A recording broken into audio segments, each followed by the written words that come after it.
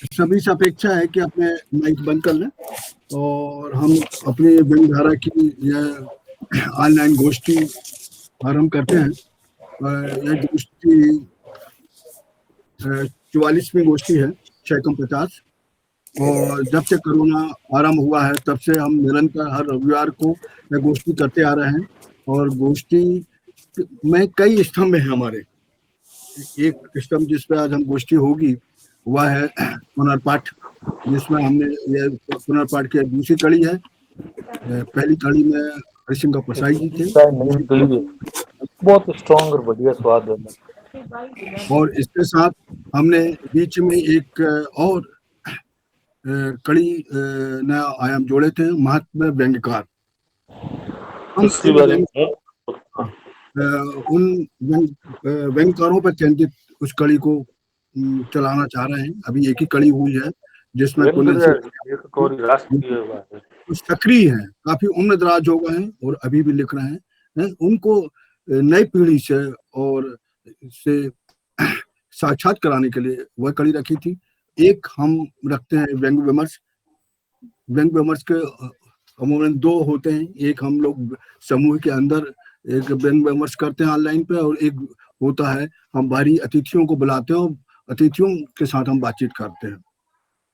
तो इस तरह से हमारा यह, और एक कड़ी होती है कि हम जो रचना पाठ करते हैं, रचना पाठ 4 रचना का पाठ होता है और उसमें 4 लोग सम उसके विवेचना करवाते हैं, उसकी आलोचना करवाते हैं, और उस अगर समय बचता है तो सभी साथियों को शामिल कर लेते हैं।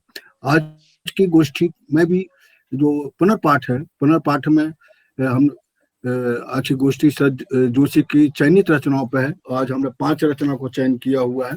उन 5 रचनाओं पर अलग अलग एक एक रचना पर हमारे पहली बार इस गोष्ठी में श्रीकांत आप्टे जी आए हुए हैं। उनका मैं हृदय से स्वागत करता हूँ। और श्रीकांत आप्टे एक बड़ा नाम है व्यंग में भी और नाटकों में भी और पेंटिंग्स में भी। और यह नाम नई पीढ़ी के लिए हम लोग समकालीन रहे हैं। हम लोग कभी कभी कुछ चीजें चूक जाती हैं तो विस्मृत होने की बात आती है, तो हम याद रह जाती है, किंतु नए लोग बिल्कुल ज्यादा परिचित होंगे। तो आज आप्टे जी हैं, उसके बाद कैलाश मंडलेकर जी हैं खंडवा से, आप सभी जानते हैं, जो हमारे समूह में भी हैं। बतौर अतिथि भी उन्होंने हमारी गोष्ठी में सहभागिता दी थी। आज समूह के में है और समूह के साथ हमें पूरा सहयोग मिल रहा है। रेणु देवपुरा जी हैं जो हमारे समूह की हैं, और वो भी एक रचना पर बातचीत करेंगी। उनकी रचना कस्बे के छोटे लाल, और कैलाश मंडलेकर जी की रचना थी है मटका प्रसंग। डॉक्टर अजय अनुरागी जी हमारे पुराने मित्र, पुराने साथी हैं और सहयोगी भी हैं, किंतु अपनी व्यस्तता के साथ कभी कभी सहभागिता देते, कभी नहीं देते। किंतु आज ऑनलाइन गोष्ठी विमर्श में वो पहली बार आ रहे हैं। मैं भी उनका हृदय से स्वागत करता हूँ। उनके पास है अफसर, एक अच्छी रचना है। और शशिकांत जी आज थोड़े अपने स्कूल में व्यस्त हैं। उन्होंने कहा है कि हमको देर से शामिल होंगे। वो भी हमारे अतिथि हैं, किंतु हमारे समूह में विमर्श में सदा उपलब्ध रहते हैं। और आज की गोष्ठी को आरंभ करते हुए बिना किसी औपचारिकता के मैं एक संक्षिप्त परिचय आप्टे जी का, क्योंकि आप्टे जी हमारे समूह में पहली बार आ रहे हैं। बहुत लोग जानते हैं, बहुत लोग नहीं भी जानते। जो जानते हैं वो भी पूरी तरह नहीं जानते, उनके रचना धर्मता से, उनके और दूसरे जो विशिष्ट है चीजें हैं उनसे नहीं जानते। तो एक संक्षिप्त परिचय मैं उनका देना चाहूंगा। 3 दशक से व्यंग लेखन कर रहे हैं। पत्रिका और अखबार में उनके स्तंभ चल रहे हैं। आकाशवाणी में वर्षों तक 3 धारावाहिक का प्रसारण हुआ है, लेखन हुआ है। 200 से अधिक नाटकों का आकाशवाणी में प्रसारण हुआ है अलग अलग केंद्रों से। हवा महल से परसाई जोशी और ज्ञान चतुर्वेदी की अनेक रचनाओं का उन्होंने नाट्य रूपांतर भी किया है।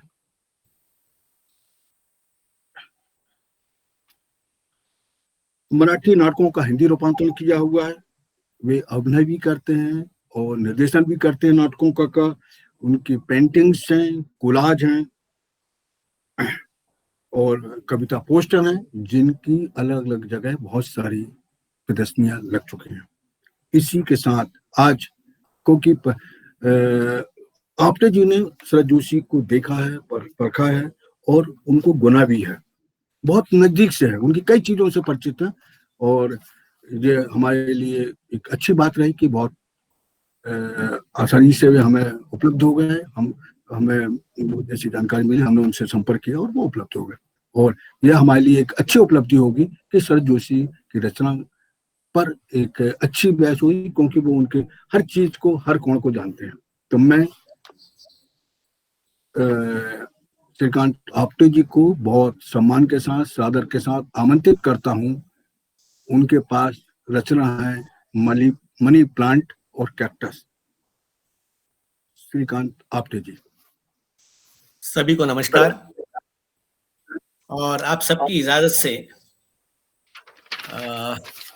यहाँ पर मैं उस रचना जिसका अभी सैनी जी ने नाम लिया, उसके पहले मैं व्यंगधारा और सैनी जी, अरुण अर्णव जी और व्यंगधारा से जितने भी जुड़े सदस्य हैं, इन सब के प्रति मैं आभार व्यक्त कर रहा हूं। उसके पीछे कुछ कारण हैं। विगत काफी समय से कुछ नहीं लिखा, कोई सैद्धांतिक वैचारिक कोई कारण नहीं है। कारण सिर्फ एक शब्द में बोल सकता हूं मैं, और वो एकमात्र कारण है मेरा आलस्य। लेकिन बुजुर्ग कह गए हैं कि आपकी बदनामी आपका पीछा कभी नहीं छोड़ती है। मेरा तो नहीं छोड़ा, सैनी जी ने मुझे पकड़ ही लिया। तो आज मैं आपके सामने हूं।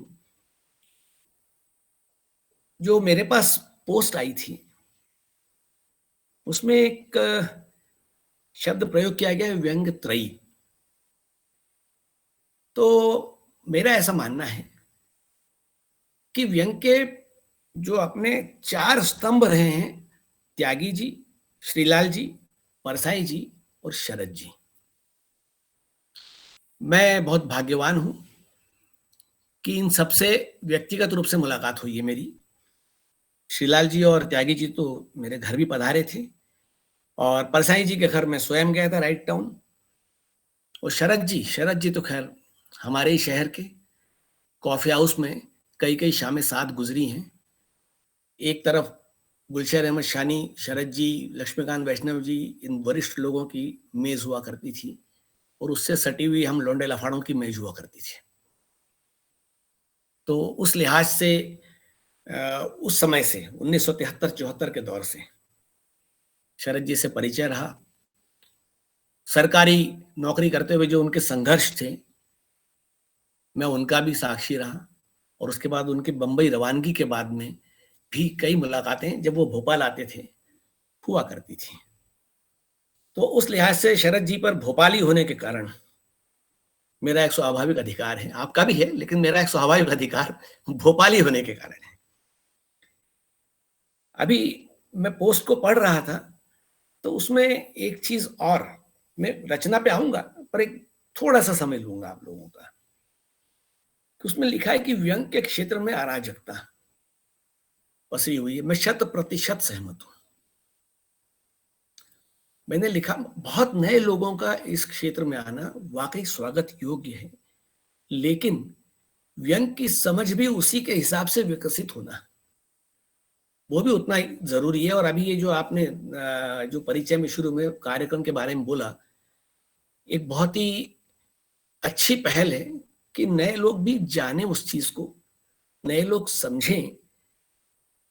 यानी स्थिति ये आ गई है जैसे एक जमाने में कविता का दौर चला था, कविता की दुर्दशा हो गई थी कि कोई एक पैरा लिखिए और उसकी लाइनों को तोड़ तोड़ के लिख दीजिए, उसे अकविता कही है। कमोबेश व्यंग की स्थिति इस वक्त यही हो रही है। मैं ये नहीं कह रहा हूं कि सब कुछ भी अच्छा नहीं आ रहा है, कुछ बहुत अच्छा आ रहा है, लेकिन एक बड़ी कमी जो मुझे खटकती है, सरोकारों का अभाव अधिकांश में। मेरे सरोकार क्या होना चाहिए, व्यंगकार के रूप में मेरे सरोकार क्या होना चाहिए? यानी नैतिकता व्यंग का निशाना नहीं बन सकती है, बनना है तो अनैतिकता बने। लेकिन कई जगहों पर देख रहा हूं कि रचना पूरी पढ़ जाते हैं कई बार तो समझ में नहीं आता है कि निशाने पे कौन था, लेकिन ये चीजें समझने की जरूरत है। और खासकर जो नए लोग हैं, मैं भी कोई सालों से लिखा नहीं है, मेरे परिचय में बहुत कुछ बड़ी बड़ी बातें, अखर मेरा ही भेजा हुआ था वो लेकिन मैं सच बता रहा हूं आपसे कि ये समझने की जरूरत है कि हमारे वरिष्ठ लोगों ने, परसाई जी ने, शरद जी ने, श्रीलाल जी ने, ज्ञान चतुर्वेदी भी उसी थोड़ी सी बात की पीढ़ी के हैं, इन सब ने एक व्यंग की एक बड़ी बुनियाद हमको सौंपी है, ऐसी बुनियाद जिस पर हमें व्यंग का महल तामीर किया जाना चाहिए हमारे द्वारा। लेकिन कभी कभी लगता है कि वहां झुग्गी बस्ती बन रही है, और ये बहुत चिंता का विषय है। खैर, ये तो एक छोटा सा मुझे कहना था मेरा, मैंने कह दिया। अब मैं सीधे आ रहा हूं शरद जी और शरद जी की रचना पर। शरद जी की भाषा शैली, हाँ एक चीज और कि अभी सैनी जी ने एक अच्छी बात बोली कि बहुतों ने पढ़ा होगा, बहुतों ने नहीं पढ़ा होगा। नहीं पढ़ना तो बहुत चिंता का विषय है, और वो बहुत जगह नजर आता है कि पाठन कम हुआ है, लेखन ज्यादा किया गया है। शरद जी की भाषा शैली का मैं एक छोटा सा उदाहरण बताऊं आपको। उनका व्यंग संकलन ज्ञानपीठ ने छापा यथासंभव। उसकी शुरुआत में उन्होंने जो पंक्तियां लिखी 2-3, कि मैंने अपनी किताब छपने के सुख पर एक निबंध लिखा। निबंध तो लचर था, उस पर कोई प्रतिक्रिया अच्छी नहीं आई, प्रतिक्रियाएं खराब आई, और मुझे इसकी आदत है। अब देखिए आप, एक शैली का जो मजा है, भाषा का जो खेल है, उसी में लिखा है कि ज्ञानपीठ वालों ने मुझसे मेरी 100 श्रेष्ठ व्यंग रचनाएं मांगी है। मुझे मेरी कोई विनम्रता आड़े नहीं आई। अगर उनको यह भ्रम है कि मेरे पास 100 व्यंग रचनाएं श्रेष्ठ हो सकती हैं, तो मैं तो इसी भ्रम में जीता आया हूं। तो ये जो भाषा का खेल है, ये भाषा का खेल, लेकिन अगर छोटा सा भी कुछ लिखा है, शरद जी ने लंबे अरसे प्रतिदिन कॉलम लिखा नवभारत टाइम्स में, आपको हर जगह वो चीज नजर आएगी। इतनी सारी ढेरों रचनाओं में से किसी एक रचना का चयन करना चर्चा के लिए लगभग असंभव से बात की कोई चीज है। एक प्रयास मैंने किया है, आपको नाम बता ही चुका हूं, और सैनी जी ने भी बताया है कि मनी प्लांट और कैक्टस। परसाई जी की भी एक रचना है, प्रेमचंद के फटे जूते। प्रेमचंद के फटे जूतों पर को लेकर जो उन्होंने समाज पर, जो संघर्ष पर जो लिखा है, उस लगभग उसी वजन की रचना है ये। मेरे चयन का आधार ये रहा कि लगभग वही वजन है। एक दो पौधों को लेकर मध्य वर्ग की पीड़ा और समाज का संघर्ष, समाजवाद, पूंजीवाद, पैसे की अहमियत, पैसे का खेल, क्या कुछ नहीं समेटा इसमें। सब कुछ समेट के ले गए हैं पर जोशी जी। यानी अब जैसे इसी रचना में जो है कि मध्यम वर्ग के आदमी की सारी जिंदगी अपने 3 कमरों की समस्या सुलझाने में निकल जाती है। मेरे घर में एक 3 कमरे का घर है, इसमें एक को हम ड्राइंग रूम बोलते हैं, एक को बेडरूम बोलते हैं, और एक किचन है। अक्सर बिखरा रहता है, किसी दिन मूड आता है तो हम ठीक कर लेते हैं। और ये देखिए, मध्य वर्ग का परिवार, ये काफी पुरानी रचना है कि मध्य वर्ग में अगर वो चादरें लाने की सोचता है तो बिजली का बिल चुका नहीं पाता है, बिजली का बिल चुका देता है तो फटी चादर नहीं बदल पाता है। इसी संघर्ष में पूरा जीवन बीत जाता है। इतना अच्छे से उन्होंने लिखा है कि मैं यही मुझ जैसे सभी व्यक्ति करते हैं, वे सब जो तुलसी का पौधा बोते हैं, पड़ोसी के घर से फूल चुरा कर अपने भगवान पूजते हैं, पतलून खूटी पर टांग अंडरवियर पहने घूमते हैं, और अपने गणित का सारा ज्ञान वेतन का खर्च जमाने में लगा देते हैं, वे सब वस्त्र कम होने के, ध्यान से देखिएगा, वे सब वस्त्र कम होने के संकोच में असामाजिक प्राणी हो गए हैं। कमाल कमाल की चीज है। मध्यवर्गीय बच्चे का बचपन भी कैसा होता है, उस पर उन्होंने देखिए मनी प्लांट और कैक्टस कि क्या मांगता है बेचारा, पानी ही तो मांगता है। मैं इसे पानी दे सकता हूं, खूब पानी दे सकता हूं, और इस मामले में मैं किसी बंगले वाले से होड़ कर सकता हूं।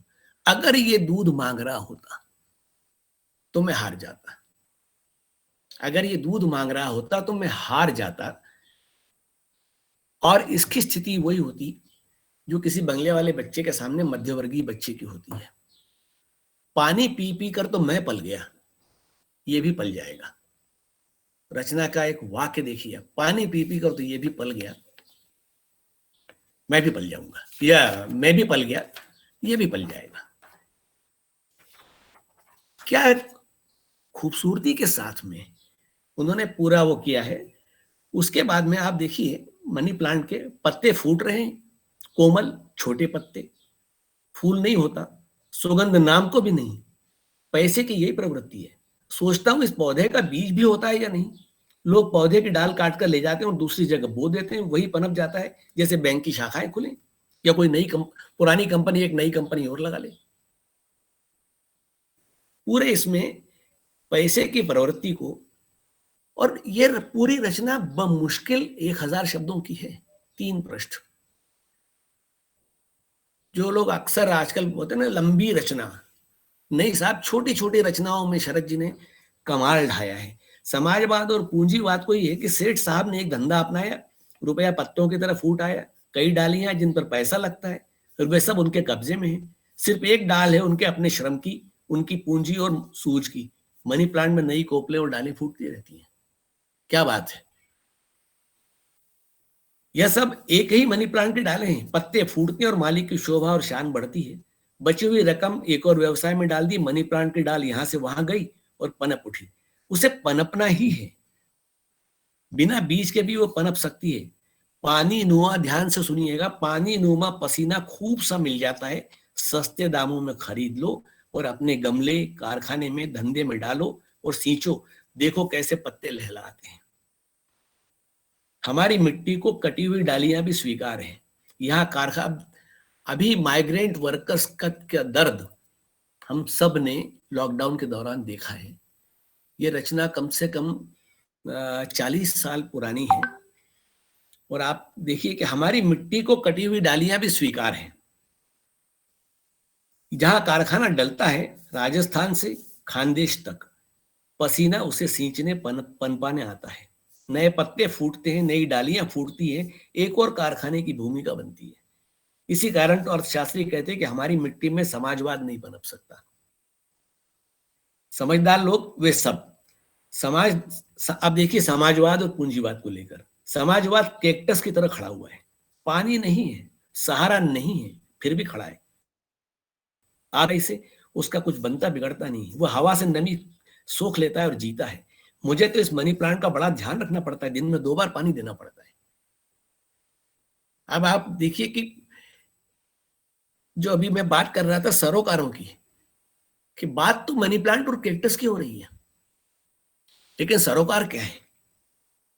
पर मनी प्लांट तो शुद्ध प्राइवेट सेक्टर है, आजकल बहुत हो रहा है प्राइवेटाइजेशन। मनी प्लांट तो प्राइवेट सेक्टर है, उसका अपना मामला है। बहुत ध्यान से सुनिएगा, प्राइवेट सेक्टर का पानी पर उसका अधिकार है, जनता को इससे फल फूल न प्राप्त हो, पर उसके अपने पत्ते खूब फूटते हैं, डालियां फैलती हैं, जड़ें जमती हैं। कमरे की शोभा इसी में है, इसी में देश की शोभा है। गंदी झोपड़ियों से घिरे कारखाने और मशीनें, नेहरू का सारा वक्त आजादी के बाद इन दोनों मामलों की फिक्र करने में गुजरा। मिक्स्ड इकोनॉमी का हरियाला वास्तव। अब ध्यान से और सुनिएगा, व्यक्तिगत स्वाधीनता के गमलों में पनपता पूंजी का वृक्ष और सहयोग के मरुस्थल पर कैक्टस सा समाजवाद, असहयोग के मरुस्थल पर कैक्टस का समाजवाद। मैंने मनी प्लांट को हवा मिल सके इसके लिए खिड़की के पास रख दिया है। कैक्टस पर हवा आती है, नहीं भी आती, अब ध्यान से सुनिएगा, वह हवा के आश्वासन पर ही जी लेता है, अपनी प्राण शक्ति का भरपूर सदुपयोग करता है और पानी के इंतजार में वक्त गुजार देता है। मुझे ये पंक्तियां पढ़ते हुए निदा फाजली साहब की गजल भी याद आ गई, अगर इजाजत दें। 2 पंक्तियां हैं केवल कि रहेगी कब तलक वादों में कैद खुशहाली, रहेगी कब तलक वादों में कैद खुशहाली, हमेशा कल ही क्यों, कभी तो आज भी हो। तो वैसा ही हाल है क्या, पानी और हवा की उम्मीदों में, पानी और हवा के वादों पर वो जीता रहता है। एक मित्र ने समझाया कि कैक्टस को ज्यादा पानी मत दिया करो, जड़ें सड़ जाती हैं। पर ये निष्ठुरता मुझसे नहीं हुई। ये शरद जी का मतलब, मैं तो इस रचना को जितनी बार पढ़ता हूं, मैं सोचता हूं कि क्या दृष्टिकोण था इनके पास। और सबसे बड़ी चीज है, मुझे कहने में कोई हिचक नहीं है, ये जब मुंबई चले गए तो धारावाहिकों और सिनेमा में लिखने लगे। ये जो रचना मैं आपको बता रहा हूं, इस पर जो बात कर रहा हूं, ऐसी रचना लिखने वाले व्यंगकार पर भी मतलब पूंजी के पीछे भटकने वाले, पूंजी के पीछे घूमने वाले रचनाकार का इल्जाम लगा हुआ है। जबकि उन्होंने फिल्मों में और वहां पर भी अपने सरोकार कभी नहीं बदले थे। अब देखिए, मैं रोज कैक्टस में पानी देता हूं, वो बढ़ रहा है, तेजी से उसकी डालियां फूल रही हैं, वो हरा भरा दिखता है, तथापि कंटीला है। मनी प्लांट की वैश्य प्रकृति है, उसमें स्निग्धता है, लोच है, यहां वहां मुड़ जाने की आदत है, जैसा मौका हो वैसा निभा लेता है, बशर्ते उसे बराबर पानी मिले या पूंजी का सर्कुलेशन बना रहे। कैक्टस को पानी नहीं मिलता तो उसमें लोच नहीं है, वो ऐसे तना खड़ा है, क्रोध में घूरता है, जैसे पूरी मजदूरी नहीं मिलने पर बदतमीज कुली तने हुए दिखता है। यह आक्रोश, ये चिड़चिड़ाहट, ये स्वाभाविक है, पर उसी के कारण बदनाम भी है बेचारा। मेरा मित्र कहता है ऐसे पानी दो, पब्लिक सेक्टर में एक कारखाना डालो तो 1000 गालियां सुनो। मित्र अलग अलग सलाहें देते हैं। इस कमरे में आने वाले सारे शुभ चिंतक कैक्टस का अशुभ सोचते हैं। क्या होगा पब्लिक सेक्टर का, क्या होगा समाजवाद का। मैं तो राष्ट्रीय नीति पर चल रहा हूं, दोनों लगा रखे, मनी प्लांट भी और कैक्टस भी। मिक्स्ड इकोनॉमी को भी देखिए क्या हैंडल किया है। कमरे की शोभा बढ़ रही है, मेरी आर्थिक स्थिति खस्ता भी हो पर कमरा सजा हुआ लगे तो भ्रम बना रहता है। क्या बात है, सब समझते हैं सुख से कटती है। मैं समझता हूं आज मनी प्लांट बन पाए तो कल मनी भी आएगा, कल यह पौधा ही कल वृक्ष में बदल जाएगा। इसमें बजाय इन हरे पत्तों के वे हरे पत्ते उगने लगे, यानी नोट 10 रुपए के, तब 10 का नोट हरा हुआ करता था, तो एक पत्ता तोड़ दूं और भाजी खरीदने चला जाऊं, मनी प्लांट नाम सार्थक हो जाएगा। रोज सुबह इसी उम्मीद में पानी डालता हूं, पर लगता है यहां भी निराशा ही हाथ लगेगी। मेरी लाइन ही दूसरी है, यहां पानी डालने से जड़ें सड़ती हैं, कुछ मिलता नहीं है। ये रचना जो है समाजवाद और कैक्टस शरद जी की, मेरी नजर में मेरे ख्याल से मैं ये तो दावा नहीं कर सकता कि मैंने आद्योपांत पढ़ा है शरद जी को, लेकिन काफी कुछ पढ़ा है। और ये कमाल की रचना लगती है मेरे को। आपने आज जो अप्सर रचना चुनी है, वो अप्सर किसको लेके लिखी गई है मुझे पता है। और मेरे ख्याल से जो मेरी जनरेशन के लोग हैं उनमें से अधिकांश को पता होगा, और जब रचना का पाठ होगा या रचना पर बात होगी तो उस दौर को जिन्होंने देखा है वो समझ जाएंगे कि ये इसमें अप्सर यानी वो अप्सर कौन है। आज आपने रचनाएं बहुत अच्छी चुनी है सैनी जी, बहुत बहुत बधाइयां आपको। कस्बे के छोटे लाल, अप्सर और शरद जी क्या और परसाई जी का, इन लोगों की तो खैर कुछ बात ही दूसरी थी। मैं अपनी बात लगभग खत्म कर रहा हूं, और बात खत्म करूं उसके पहले बस सभी मित्रों को का बहुत बहुत आभार। और रचना पर जो बातचीत, मुझे लगता है कि मैंने सैनी जी से अपना राय शेयर भी की थी कि मुझे लगता, और उन्होंने जो उसका तर्क दिया मुझे वो भी बहुत अच्छा लगा कि रचना पर बातचीत के बाद भी कभी कभी लगता है कि आदमी फिर ढूंढ कर रचना पढ़ता है, इसको पढ़ी जाए। ये बड़ा अच्छा विचार है। मेरा विचार ये था कि रचना का पाठ हो 3 मिनट 4 मिनट में 1000 शब्दों की रचना 5 मिनट में पढ़ जाते हैं, 5 मिनट बातचीत हो। लेकिन जो उन्होंने बताया वो भी अच्छा है कि जिन नए लोगों ने नहीं पढ़ा है लेकिन वो यहाँ अगर सुन रहे हैं तो शायद उनमें उत्सुकता जगे, वो जाके पढ़ें, तलाशें।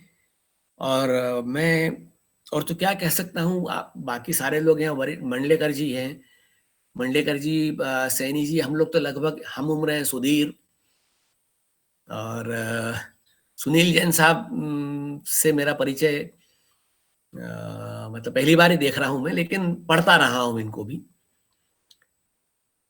लेकिन जो नए लोग आ रहे हैं, मैं सिर्फ एक बात उनसे गुजारिश करना चाहता हूं कि लेखन करते रहे, लेकिन उससे अधिक पाठन करें। बहुत मांझता है लेखन को, ये समझ विकसित करता है। और एक बात बिल्कुल स्पष्ट कर लें कि व्यंग पीड़ित पर नहीं लिखा जाना चाहिए। कई जगहों पर है, अभी भी कुछ रचनाएं मैंने अलग अलग समूहों में मैं हूं, अभी जो एक बड़ा आंदोलन चल रहा है किसानों का, उस पर कुछ साथियों की मैंने रचनाएं पढ़ी। मैं ईमानदारी से बोल रहा हूं, मैं बहुत दुखी हुआ कि व्यापारी मैक्सिमम मांगते हैं, कारपोरेट मैक्सिमम मांगते हैं, तब कुछ नहीं, क्या मांग रहा है, मिनिमम सपोर्ट प्राइस, न्यूनतम सफल समर्थन मूल्य। पर हमारे कुछ साथियों ने, पता नहीं, मतलब ऑफ कोर्स वो जो एक अक्सर शब्द प्रयोग हो रहा है आजकल, व्हाट्सएप यूनिवर्सिटी, उस व्हाट्सएप यूनिवर्सिटी से स्नातक करने के बाद विचारधारा कैसी बन सकती है, वो उन रचनाओं में दिख रहा है।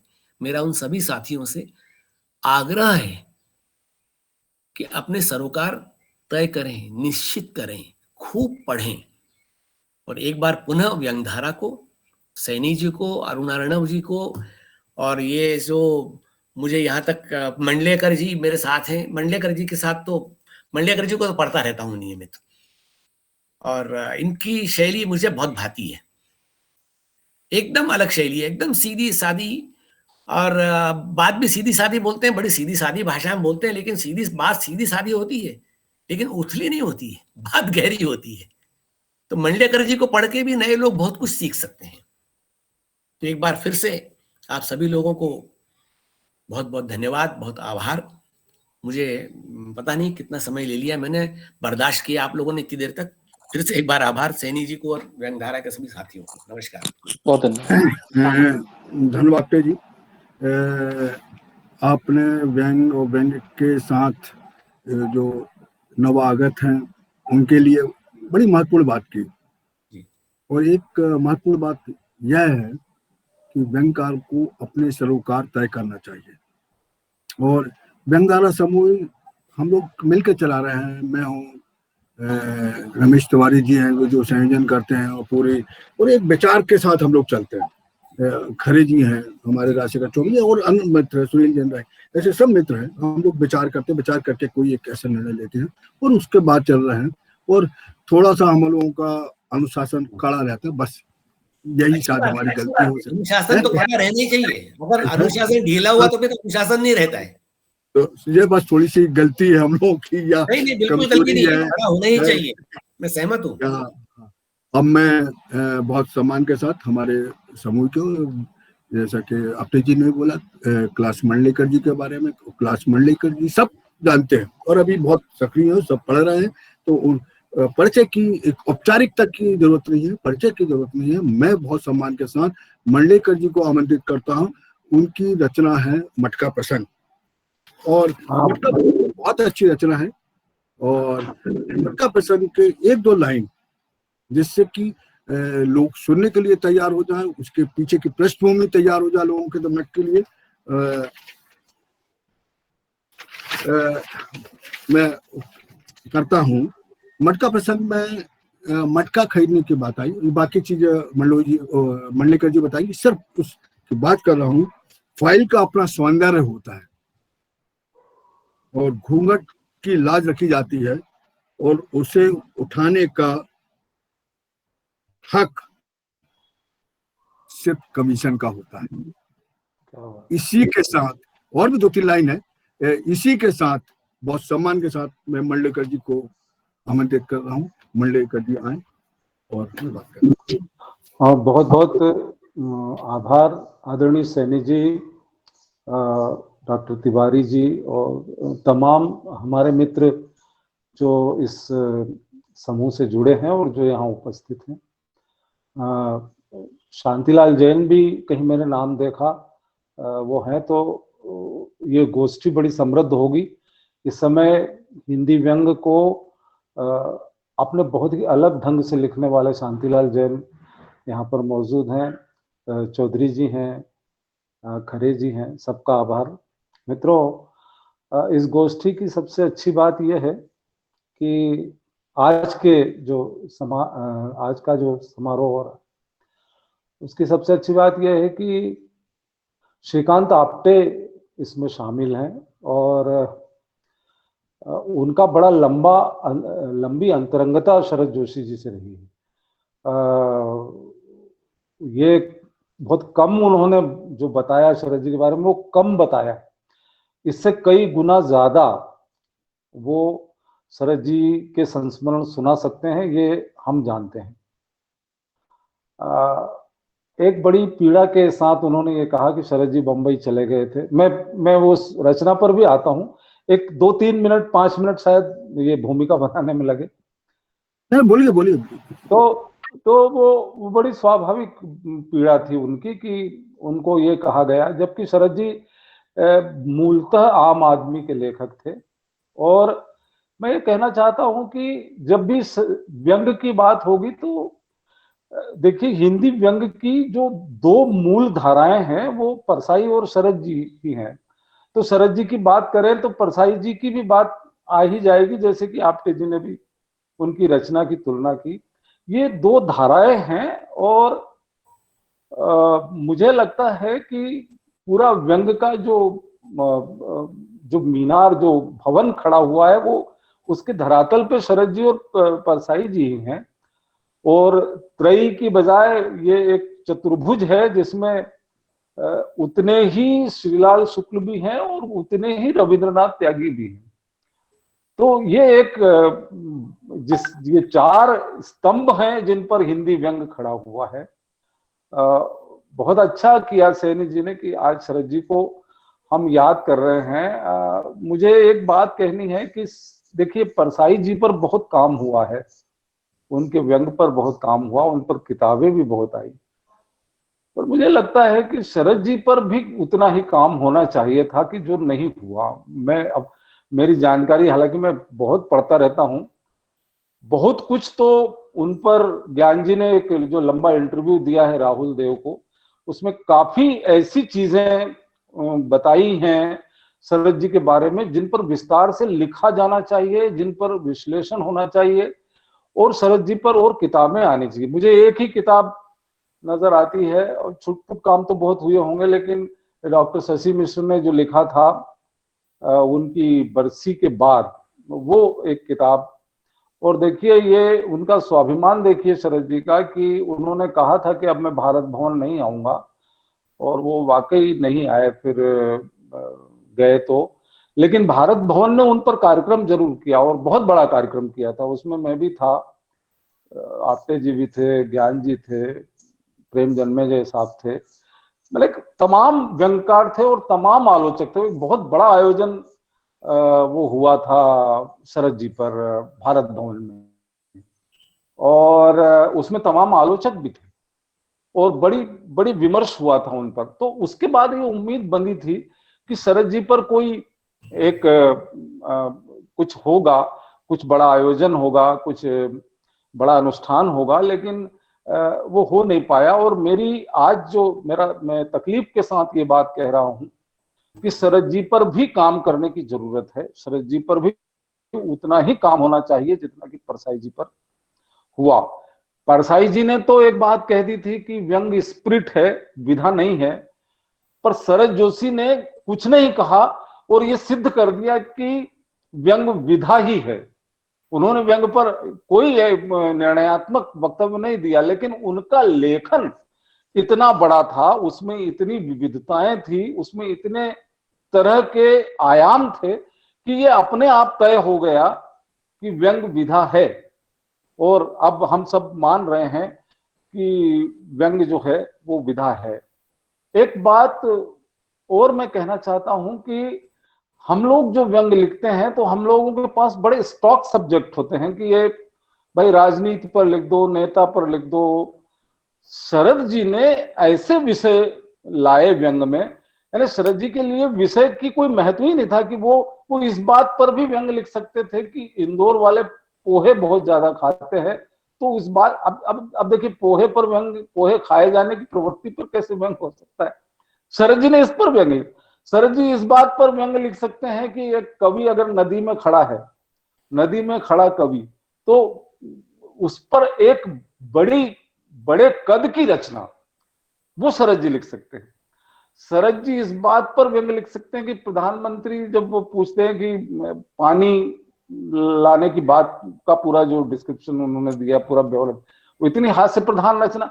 शरद जी ने दरअसल हिंदी में हास्य को स्थापित किया। मैं यहां से ये बात कहना चाहता हूं, हमारे यहाँ एक चीज चलती रहती, ये एक अंतिम बात कह के मैं रचना पर आता हूं। हमारे यहाँ, और मैं डॉक्टर रमेश तिवारी जी से और सैनी जी से इस पर ध्यान आकर्षित करना चाहता हूं, ये क्यों कहा जाता है कि हिंदी व्यंग में हास्य की जरूरत नहीं है, कुछ लोग कहते हैं, और दूसरे कुछ लोग कहते हैं कि हास्य हिंदी व्यंग को कमजोर करता है, उसकी जो प्रहार क्षमता है उसको क्षीण करता है। ये दोनों वक्तव्यों को शरद जी का लेखन नकारता है। शरद जी की कोई भी रचना बिना हास्य के आप पढ़ नहीं सकते। मैं ये कह रहा हूं उल्टे कि शरद जोशी ने हास्य लिखकर व्यंग का वही प्रहार किया जो कोई ये कहता है कि केवल व्यंग से ही प्रहार होता है। ऐसा बिल्कुल भी नहीं है। परसाई जी खुद कह रहे थे कि भाई देखिए, मैं हास्य हंसाने के लिए नहीं लिखता, हंसी मेरा यथेष्ट नहीं है, लेकिन अगर हंसी आ जाए तो इसका मैं कुछ नहीं कर सकता। शरद जी ने हास्य पर कोई वक्तव्य नहीं दिया, लेकिन शरद जी की हर रचना में हंसी होती है। मैं ये समझता हूं, और मैं ये हास्य पर एक आखिरी बात कहना चाहता हूं, मैं ये समझता हूं कि देखिए प्रकृति में हास्य नहीं है। आप देख लीजिए, प्रकृति को देखिए, नदी बह रही है या बादल उड़ रहे हैं या फसलें लहलहा रही हैं, हरियाली है, बगीचे हैं, ये प्रकृति है। प्रकृति में हास्य नहीं है। हास्य मनुष्य के द्वारा पैदा की हुई चीज है। क्यों पैदा किया आदमी ने हास्य? आदमी ने हास्य इसलिए पैदा किया कि ये संसार पीड़ा दे रहा है, इस संसार में संतरास बहुत है, तो उस संतरास से लड़ने के लिए आदमी ने हास्य को पैदा किया। तो ये हास्य जो है, ये आदमी के लिए, ये आदमी कह रहा हूं मैं, तो ये पूरी दुनिया में जो भी पीड़ित है उसके लिए हास्य एक दवा है। और ये इस दवा के साथ अगर हम थोड़ा सा व्यंग भी पहुंचा रहे हैं तो ये मनुष्यता के लिए, मनुष्यता के निर्माण के लिए, मनुष्यता की भलाई के लिए एक बड़ा काम व्यंगकार कर रहे हैं, जो कि शरद जोशी ने किया। मुझे एक बंगला कहावत याद आती है जिसमें हास्य को लेकर एक बात कही गई है, ओ दयाल आमी हास्तो पारी, हे भगवान मैं हंसता हूं, ओ दयाल आमी हास्तो पारी, ताकि तुम्ही आमा होते पालाए बेड़ाओ। हे भगवान, मैं इसलिए मुझे देखकर तुम छुप छुप कर भग रहे हो, इसलिए कि अगर मैं तुम्हारे सामने पड़ गया और अगर मैं हंस दिया ये तुम्हारी इस प्रकृति पर, तुम्हारी इस सृष्टि पर, तो तुम्हें बुरा लगेगा, इसलिए तुम मुझसे छुपते फिर। कहने का तात्पर्य यह है कि हास्य को व्यंग से जुदा करके न देखा जाए, ये निवेदन। और अंत में दो तीन बातें शरद जी की मटका वाली रचना पर, जिसकी शुरुआत अभी सैनी जी ने की।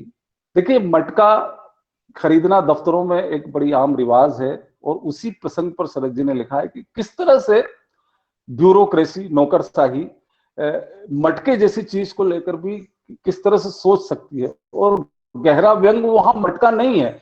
यही तो शरद जी की खासियत थी कि जो माध्यम वो चुनते थे उस माध्यम को फिर व्यंग में तब्दील करके एक नई चीज पैदा कर देते थे। ये शरद जी की खासियत थी। वो रचना याद कीजिए आपकी, वो वाराणसी में एक एक व्यक्ति नहाने जाता है गंगा में, तो वहां उसको एक लड़का मिल जाता है, वो बोलता है कि आप तो हमारे मामा हैं, और वो उनको पूरा शहर घुमाता है, और फिर जब वो घाट पर अपने कपड़े लत्ते उतार के और नहाने जाते हैं, तो वो सब कुछ लेके भाग जाता है, उसके पैसे धेले कपड़े। अब इसमें शुरू में ये लगता है कि ये रचना बहुत ही सामान्य धोखाधड़ी की रचना है, लेकिन गहरी बात ये है कि वो जो कपड़े लेके जो नया भांजा बन के आया था और जो उसके कपड़े ले गया, वो वही राजनेता है जो हर 5 साल में आता है, बहुत सारे वादे करता है, बहुत सारी सफर कराता है, और आखिरी में आपके कपड़े लत्ते लेके भाग जाता है, और फिर 5 साल नहीं आता, और आप वो उसी घाट पर टावल पहने 5 साल तक खड़े रहते। ये गहरी बात शरद जी यही करते हैं कि मटके से शुरू करते हैं, लेकिन नौकरशाही की गहरे द्वंद और विसंगतियों तक पहुंचते हैं। अब होता यह है कि मटका खरीदा जाता है ऑफिस में, तो वो 40 मटके का टेंडर रहता है, उसमें वो 5 मटके जो है वो कुम्हार सदाशयता से, दयावश, सहानुभूति पूर्वक कि भाई जब इतने मटके खरीद रहे हैं तो 5 मटके मेरी तरफ से ले जाओ। अब ऑडिट होता है तो वो उसमें पकड़ा आता है कि ये जब 40 मटके की कीमत में ही 45 मटके आ रहे हैं, तो आपने फिर ये कीमत ज्यादा क्यों लगाई। और इस बात पर वो जो स्टोर कीपर है वो पकड़ा जाता है, और पकड़ा जाता है तो फिर पूरी इंक्वायरी होती है कि भाई आपने ऐसा क्यों किया। तो ये गहरी बात उसमें ये है कि बात चाहे मटके की हो, बात कोई बहुत साधारण हो, गहरा व्यंग राजनीति पर, नौकरशाही पर और आदमी की प्रवृत्ति पर करने का जो कौशल शरद जी में था, वो मुझे और मेरे सारे मित्र व्यंगकारों को सीखना होगा, और हम वहां तक शरद जी के चरणों तक भी चले जाएं हमारी व्यंग की इस यात्रा में, तो ये बहुत बड़ा काम होगा। बहरहाल मेरे को यहाँ बोलने का अवसर दिया, इसलिए आदरणीय सैनी जी को बहुत बहुत आभार, धन्यवाद।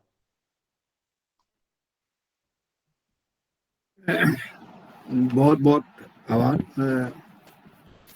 कैलाश जी। और आपने शरद जोशी की रचना पर और आज जो लोग सोच रहे हैं, समझ रहे हैं आज के बारे में, उस पर बात की और गंभीर बात की। और वो कि शरद जोशी के ने हास्य को लेकर, क्योंकि वो गद्य पाठ करते थे, व्यंग्य पाठ करते थे, और व्यंग्य पाठ करने से जो आम जनता थी वो तक उनकी बात पहुंच जाती थी हास्य के माध्यम से या उस में। तो एक महत्वपूर्ण बात है, और इस पर व्यंग्य में कितना हास्य होना चाहिए, नहीं होना चाहिए, इस पर एक आध बार हमने हल्का फुल्का ढंग से विमर्श किया है, किंतु एक अब जरूरत होने लगी है कि एक गंभीर चर्चा की जाए हास्य और व्यंग्य को लेकर। और मैं अब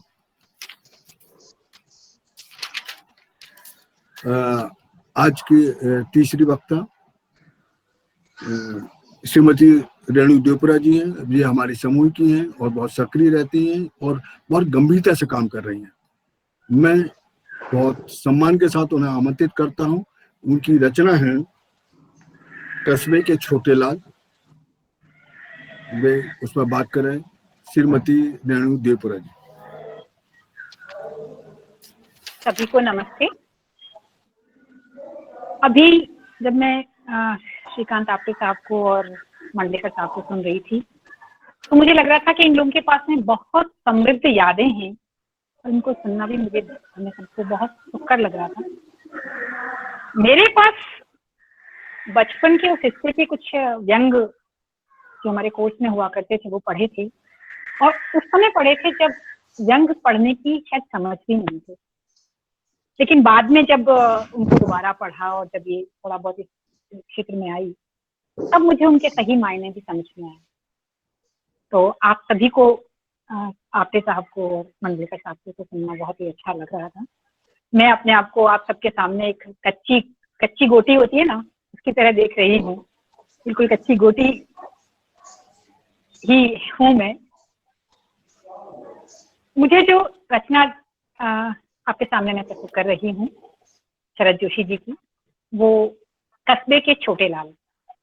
ये एक बहुत ही चर्चित व्यंग रचना है, जिसमें कस्बाई लोग जब शहर में माइग्रेट होते हैं तो उनके क्या कारण होते हैं और उसके क्या परिणाम होते हैं, ये बहुत अच्छे से उन्होंने इसको बताया है। मध्यम वर्गीय जो मानसिकता है उसकी बड़ी परतें, बारीक बारीक परतें हैं, उनको खोलता हुआ ये व्यंग है। और ये बताया है कि किस प्रकार एक जो कस्बे नुमा शहर है, कस्बे नुमा शहर का एक छोटे लाल है, वो कैसे बड़े शहर में पहुंचकर बड़े लाल हो जाता है। एक व्यक्ति जब कस्बे से शहर में आता है तो उसमें क्या क्या बदलाव होते हैं। उन्होंने एक जगह लिखा है कि कस्बे की आत्मा वाला शहर। आज तो स्थिति ये है कि शहर की आत्मा वाले कस्बे हैं और शहर की आत्मा वाले ही गांव हो गए हैं। हर गांव में कोई ऐसा गांव नहीं है जहाँ पे आधुनिक सुविधाएं नहीं हैं। तो इसलिए कस्बे गांव में और शहर में कोई बहुत ज्यादा अंतर नहीं है, और नहीं वहाँ की सोच भी ऐसी हो गई है। तो इस व्यंग का मुख्य पात्र जो है वो छोटे लाल है, और जो हर कीमत पर सफलता पाना चाहता है। वो एक ऐसे व्यक्ति का प्रतिनिधित्व करता है जो बस उसे सफल होने के लिए कहीं भी वो जा सकता है, कहीं भी कुछ भी कर सकता है। वो ऐसा आदमी क्या सोचता है, उसे लगता है कि कस्बे में रहना उसका विकास को बाधित कर रहा है। उसको लगता है कि बुद्धिमान व्यक्ति को कस्बे में नहीं रहना चाहिए, और वो अपने आप को बुद्धिमान मानता है कि बुद्धिमान होना तो बहुत जरूरी है। और वो शहर पहुंच जाता है। शहर पहुंचकर वो वाकई पूरा बदल जाता है। मतलब जो उस समय में चल रहा होगा ना, उस समय जब शहर बस रहे थे, गांव हमारे जब हमारा इंडिपेंडेंस स्वतंत्रता के बाद में, उस समय तो पूरा भारत गांवों में बसता था। और उसके बाद में जब ये माइग्रेशन शुरू हुआ होगा, उसको बहुत ही अच्छी रचना ये है। शहर पहुंचकर वो पूरा वहाँ का जो एटीट्यूड है वो भी बहुत अच्छे से उन्होंने बखाना है। इसमें बोला है उन्होंने कि प्रखर बुद्धि और नाराज होने का अंदाज शहरी सफलता की जरूरत है। उन्होंने लिखा है कि सिर्फ होने से काम नहीं चलता, हमें नाराज रहना सीखना चाहिए। सोसाइटी नाराज शख्स से डरती है।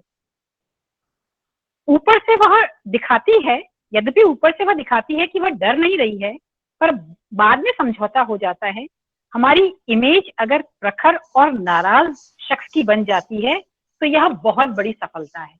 तो इस प्रकार से वो ये बताना चाह रहे हैं कि सफल व्यक्ति के लिए जो कस्बे से शहर में आया उसे क्या चीजें, वो अपने कस्बे और प्रांत को भी इतना वो एटीट्यूड आ गया है उसमें कि वो शहर और कस्बे को, अपने प्रांत को याद भी नहीं करना चाहता।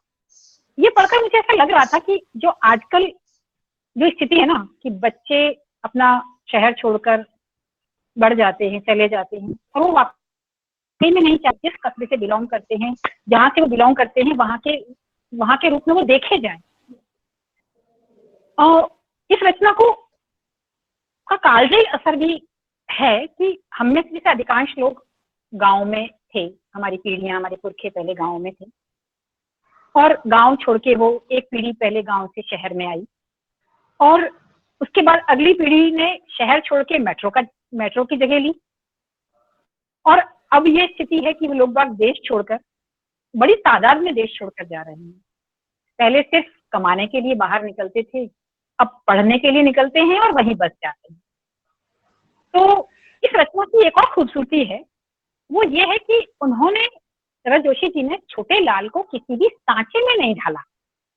उन्होंने ये नहीं बताया कि छोटे लाल कैसे सफल क्या रहा, वो नेता था कि वो अफसर था या वो बिजनेसमैन था या वो क्या था। उन्होंने ये पूरी तरह पाठकों पर छोड़ दिया कि वो ये खुद डिसाइड करें कि वो आप जिस रूप में आप उसे देखना चाहो, क्योंकि ऐसे बहुत सारे सफल व्यक्ति हमारे सामने हैं जो इसी प्रकार से सफल रहे होंगे। क्योंकि सामान्य तौर से, सामान्य गति से अगर कोई व्यक्ति होता है तो वो सीढ़ियां चढ़ के सफल होना एक अलग बात होती है, और ये वो लोग होते हैं जो लिफ्ट के सहारे सफल होते हैं। तो इसमें एक बात और भी है कि इस बात से कि उन्होंने कहीं कुछ इसको सांचे में नहीं ढाला है, इससे इस रचना की व्यापकता बढ़ गई है। व्यापक हो गई ये रचना। और शरद जोशी जी की रचना की एक और विशेषता ये भी होती है कि वो हमेशा अपने आप को खुद को प्रस्तुत करते हैं। वो खुद अपने आप को प्रस्तुत करते हैं एक ऐसे व्यक्ति के तौर पर कि जिस पर व्यंग लिखे जाएं, जिस पर कटाक्ष किया जाए, और छोटे लाल के रूप में भी वो अपने आप को देखते हैं। वो छोटे लाल के रूप में अपने आप को हालांकि देखते हैं, लेकिन जब बात आती है उस रचना के पात्रों की, तो वो अपने आप को छोटे लाल की तुलना में ज्यादा अल्पबुद्धि मानते हैं, नासमझ मानते हैं, और अपने जो अपनी मानसिक रूप से अपने को बड़ा बौना मानते हैं। और दुविधा उनकी बार बार बताई है छोटे लाल के एक साथी के रूप में, उनकी दुविधा कि वो पहले छोटे लाल से कितने आगे थे और छोटे लाल के जाने के बाद में उनकी क्या स्थिति हुई है। तो बहुत अच्छे से उन्होंने इसका वर्णन किया है। अपने जो इनका बार बार इनका क्रियाकलाप इनके बताए हैं, और उन्होंने अफसोस, बार बार इनको अफसोस हुआ है, वो भी इन्होंने बहुत अच्छे से व्यंग को में बताया है। वाक्य बहुत छोटे छोटे हैं, भाषा बहुत सरल है, रोचक है, इनकी हमेशा की बात है वो तो। और ये जो रचना है ये संवाद शैली में भी है, क्योंकि आपस में उनकी चर्चा, ये बातचीत भी हो रही है, उस शैली में है। बहुत अच्छे पंच हैं। शरद जोशी जी की एक विशेषता है, वैसे भी उनकी हर रचना में बहुत सारे पंच होते हैं, इसमें भी खूब पंच हैं। उसमें लिखा है कि बुद्धिमत्ता का मैकेनिज्म, और एक जगह लिखते हैं वो कि खरी बात का भविष्य उज्जवल होता है ये धारणा गलत साबित हुई है। एक जगह वो लिखते हैं कि बड़े शहर की तंग गलियां राजपथ से जुड़ती हैं। उन्होंने लिखा है आगे कि प्रखर बुद्धि होने की उपयोगिता और उसकी उपयोगिता मानी जानी चाहिए। छोटे लाल का चरित्र चित्रण भी उन्होंने बहुत अच्छा किया है, और कुल मिला के मुझे ये रचना बहुत अच्छी तो है ही, पठनीय है, विचारोत्तेजक भी है कि सोचने को मजबूर करती है कि किस प्रकार से अगर जिस तरह से हमारे गांव खाली होकर शहर की तरफ आए हैं, और जो जिस तरह से शहरों में स्थिति हुई है, तंग गलियां हैं, बाकी भी और बहुत सारा चीजें उन्होंने बहुत अच्छे से बताई हैं। मैं आप सभी का आभार करते हुए, खासतौर पे सैनी साहब का और तिवारी साहब का, और जिन्होंने आपने मुझे अवसर दिया आप सबसे मुखातिब होने का, मैं आप सबको बहुत बहुत धन्यवाद देती हूँ। धन्यवाद सैनी साहब। धन्यवाद रेणु जी। आपने रचना के जितने कोण थे उस पर बातचीत की, जितने पंच थे उनका उल्लेख किया, और रचना के क्या कोण हो सकते हैं उस पर बात की।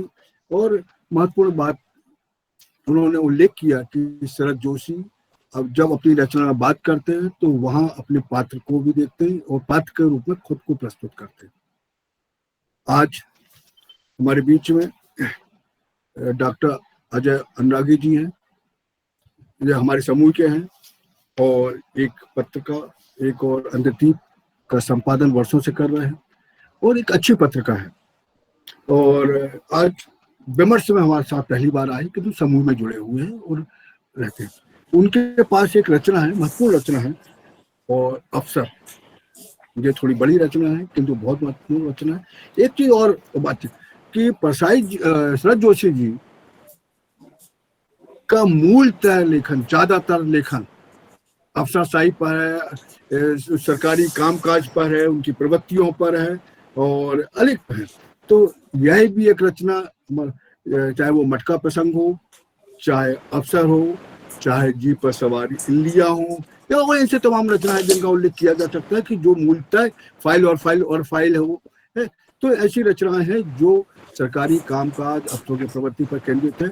यह भी एक महत्वपूर्ण रचना है, अफसर। और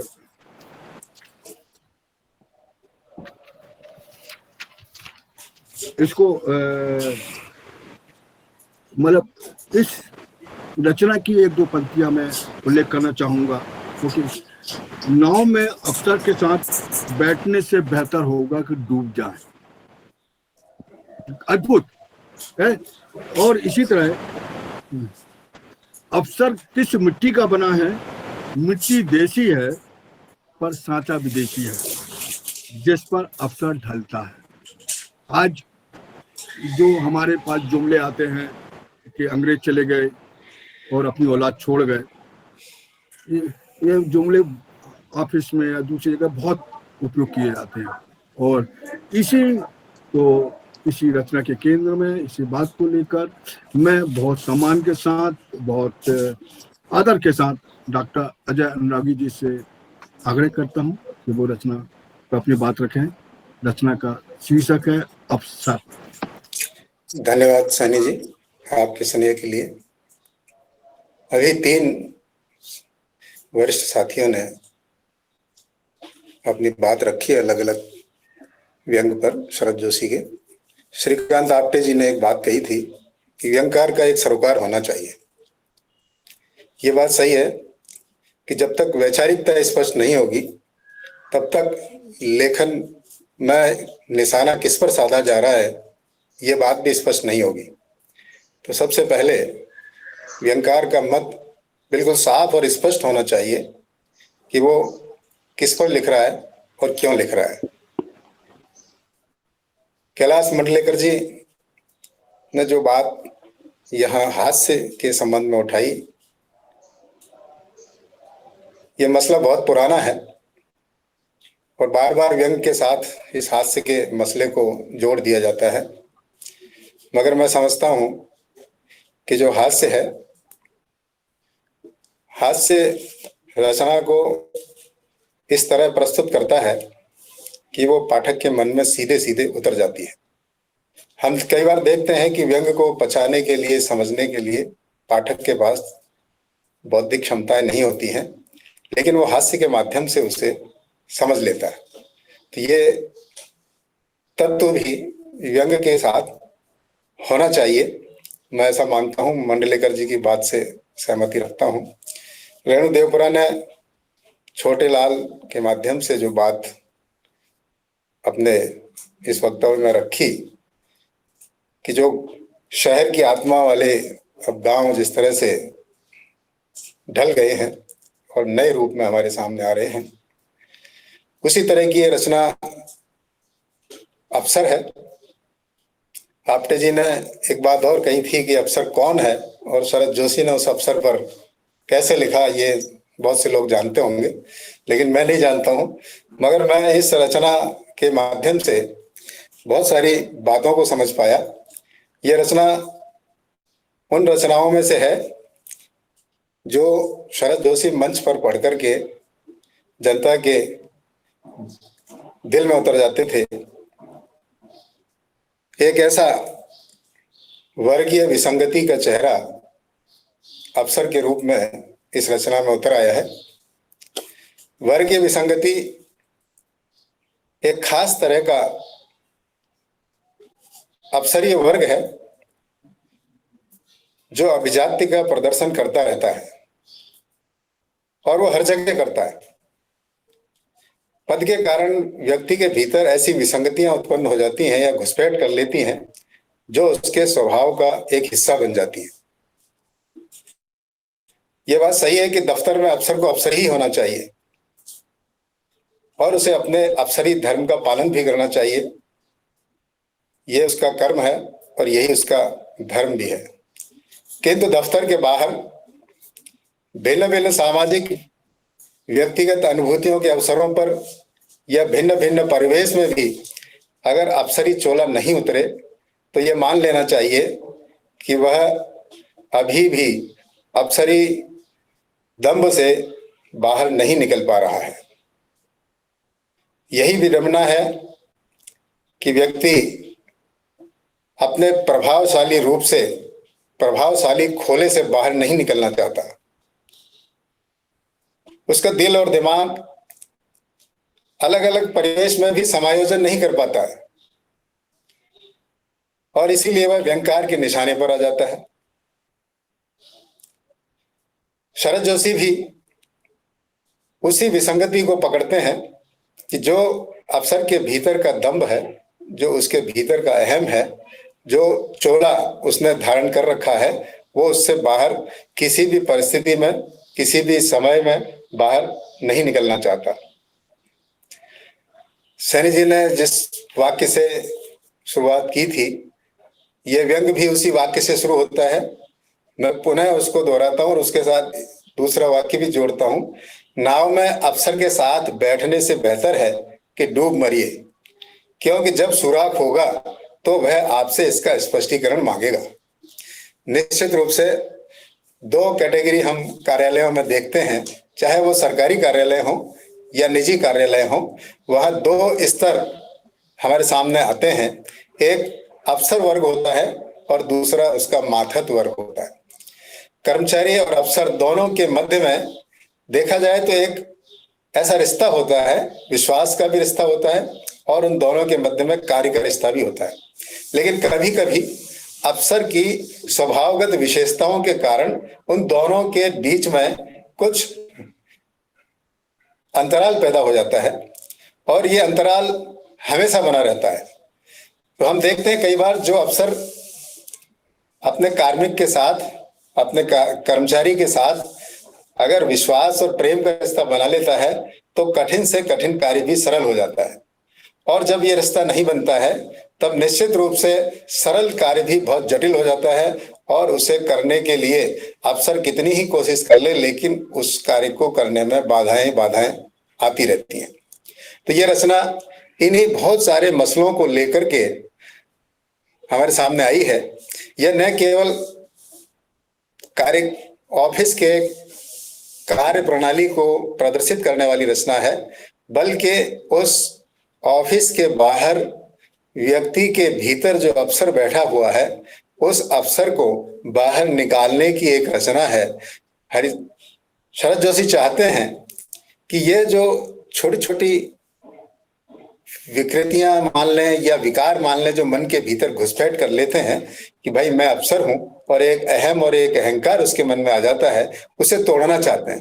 वो बार बार बहुत सारे उदाहरण इस रचना के माध्यम से वो बार बार देते हैं कि कैसे भी उसके भीतर का अहम टूटे, और वो उसे सिद्ध करते हैं। और मुझे लगता है कि अंत तक पहुंचते पहुंचते ये रचना अपने आप में एक संपूर्ण रचना बन जाती है और जो व्यंग्यकार का उद्देश्य था वो भी स्पष्ट हो जाता है। तो यहाँ अभी जो बात चल रही थी कि सरोकार और उद्देश्य बिल्कुल स्पष्ट होना चाहिए रचनाकार का, तभी हम सच्चा व्यंग उसे कह सकेंगे। तो यहाँ इस रचना में मैं देखता हूं कि जो शरद जोशी हैं उन विसंगतियों को धीरे धीरे उठाते हैं और इस तरह से उठाते हैं कि वो सारी की सारी स्थितियां अपने आप स्वतः स्पष्ट होने लगती हैं। वो उसमें कहते हैं कि वह जितना दफ्तर में अफसर होता है उतना ही नाव में होता है। ये रचना एक नाव यात्रा से शुरू होती है। अफसर और उसका कार्मिक नाव में यात्रा कर रहे हैं और उस नाव में यात्रा करते समय अफसर को ऐसा आभास रहता है कि मैं अफसर हूं, और वह प्राकृतिक उस वातावरण का आनंद नहीं ले पाता। वह उस काव्यात्मक और सांगीतिक जो आनंद है उसका अनुभव नहीं कर पा रहा है, बल्कि वो बार बार अपने मन में इस बात की गांठ बांधे हुए है कि मैं अफसर हूं। और दूसरी ओर जो उसका कार्मिक है वो बड़ा परेशान है, क्योंकि उसे बार बार ये याद दिला दिया जाता है कि अगर ये स्थितियां, फाइल की स्थितियां उसके सामने खोल दी जाती है कि भाई जैसे वो कार्यालय में बैठा है और उसके सामने फाइल चल रही है, कर्मचारी चाहता है कि उसका ध्यान इस कार्यालय रूपी संकटों से निकले और एक सहज स्वाभाविक प्राकृतिक परिवेश में जाकर के आनंद का अनुभव करे, लेकिन ऐसा उसके साथ हो नहीं पाता है क्योंकि वो अफसर उसे होने ही नहीं, सहज ही नहीं होने देता। जब हम रिश्तों में एक दूसरे को सहज नहीं होने देंगे तो निश्चित रूप से अविश्वास की स्थितियां पैदा होंगी। और इसमें एक पंक्ति आती भी है, शरद जोशी लिखते हैं कि अफसर से दोस्ती नहीं की जा सकती, उससे रिश्ता किया जा सकता है, क्योंकि रिश्ते में नियम होते हैं, दोस्ती में नियम नहीं होते। अब आप देखिए, अफसर के साथ नहीं चल सकते, उसके पीछे चलना होता है। अफसर के साथ चलना और पीछे चलना ये दो बातें हैं। शरद जोशी स्पष्ट करते हैं कि जो अफसर होता है उससे दोस्ती नहीं की जा सकती, उससे आप रिश्ता निभा सकते हैं। और रिश्तों में बहुत सारे पेच हैं, हम किसी को बड़ा मान सकते हैं रिश्तों के आधार पर, कोई छोटा माना जाता है, किसी को और बड़ा माना जाता है।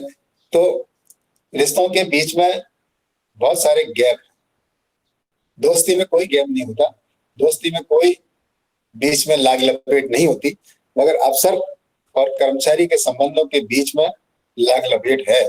और इस लाग लपेट को बहुत सलीके के साथ शरद जी स्पष्ट कर रहे हैं। और वो ये भी कहते हैं कि जब अफसर रिटायर हो जाता है, देखिए आप स्थिति कि जब अफसर रिटायर हो जाता है तो रिटायर होने के बाद भी आदमियों में अफसरत्व कायम रहता है जो घर के लोगों को परेशान करता है। अब आप देखिए, यहाँ वह कार्यालय में नहीं है, रिटायर हो गया है, अब उसे उस दफ्तर से कोई लेना देना नहीं है, लेकिन उसके मन के भीतर जो एक विकार पैदा हो गया है, अफसरत्व का जो भाव पैदा हो गया है, उस भाव को निकालना बहुत मुश्किल है। यह एक तरह से विकृति है, मानसिक विकृति भी हम कह सकते हैं कि उसके मन से वो भाव निकल ही नहीं रहा। उस भाव को कैसे निकाला जाए? अब घर के सारे लोग परेशान हैं और शरद जी लिखते हैं कि वह परम अवस्था जब पत्नी एक न सुलझने वाली चिर पेंडिंग साक्षात फाइल की तरह नजर आती है और हर बच्चा अपने आप में एक केस लगता है जो हमेशा अनुशासन भंग करता है, पर जिसे न सस्पेंड किया जा सकता है और न जिसका प्रमोशन रोका जा सकता है। देखिए, घर में तो तरह तरह के रिश्ते हैं, बेटा भी है, बेटी भी है, पिता भी है, माँ भी है, भाई भी है, पत्नी भी है, लेकिन इन रिश्तों में उनके अधिकारीपन का कोई आधार नहीं है। यहाँ उनका अधिकारी रूप जो खौफ पैदा करता था वो खौफ पैदा नहीं कर पा रहा है, लेकिन उनके मन में ये खौफ पैदा करने की लालसा अभी भी बनी हुई है और वो ये सोच रहे हैं, वो ये स्पष्ट करना चाहते हैं कि मैं अभी भी अफसर हूं और मेरी बात घर में भी मानी जाए, चाहे पत्नी माने, चाहे बेटे बेटियां माने, या और जो परिवार के सदस्य हैं वो माने। और इस कारण वो बड़ा व्यथित रहता है। अब ऐसा व्यक्ति फ्रस्ट्रेट हो जाएगा, उसको लगेगा कि मेरी कोई पूछ नहीं है, मुझे कोई सम्मान नहीं दे रहा है, मेरी बात को माना नहीं जा रहा है। तो ये एक मानसिक विकार है, मनोविकार है, और इस मनोविकार को धीरे धीरे धीरे धीरे बढ़ने में उसका अवसरत्व तो बहुत योगदान दे रहा है। और हम और इसमें आगे देखें कि यह जो व्यंग है, ये व्यंग हम देखते हैं कि कार्यालय की एक प्रक्रिया होती है कि एक अफसर आता है और दूसरा अफसर जाता है, विदाई का समारोह किया जाता है जाने वाले के लिए, और उसी समय अगर कोई अफसर आ जाता है तो उसका स्वागत भी किया जाता है। तो यहाँ हम देखते हैं कि शरद जी कहते हैं कि विदाई का भाषण देने वालों के सामने धर्म संकट पैदा हो जाता है कि वो आने वाले के लिए मक्खन लगाए या जाने वाले के लिए शाब्दिक अफसोस प्रकट करे। ये एक तरह से मिश्रित अभिव्यक्ति है, क्योंकि जो आ रहा है उसका भी सम्मान करना है क्योंकि वो उसके साथ रहेगा, और जो जा रहा है उसके साथ भी शाब्दिक सहानुभूति रखनी पड़ेगी। तो ये जो एक कार्यालयी प्रक्रिया है जहां एक ही व्यक्ति दो तरह से सोचता है, दो तरह से अनुभव करने की कोशिश करता है, और उस अनुभव को शरद जी बहुत बारीकी के साथ यहाँ उजागर कर सकते हैं। ये जो व्यंग है, ये व्यंग मिश्रित शैली का व्यंग है। शुरुआत एक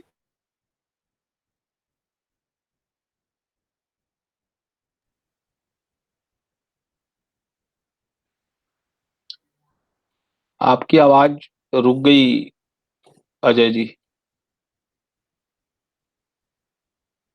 अजय जी, आपका हैंग हो गया है उस तरफ।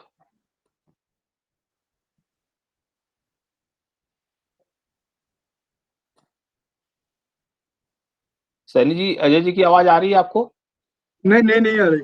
हाँ, वो उनका डिस्कनेक्ट हो गया है, तो हाँ शायद वो वो हाँ एक बार दोबारा अभी जुड़ जाएंगे तो पता चल जाएगा। हाँ, वो अफसर के साथ तो ऐसा अक्सर होता है। फाइल बंद हो गई, केस बंद हो गया, लंबा चल गया था, केस बंद हो गया। अभी वो देख रहे हैं, शायद आ जाए तो ठीक है। एक से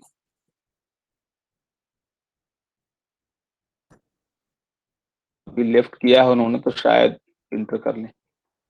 हाँ हाँ, वो आवाज चित्र सहित लिप्त इसीलिए हुई है क्योंकि तकनीकी बाधा अफसर को नहीं स्वीकार है, इसलिए टेक्निकल एरर बता के, और वो अभी लिफ्ट किए हैं। उम्मीद है कि वो जल्दी आ जाएंगे।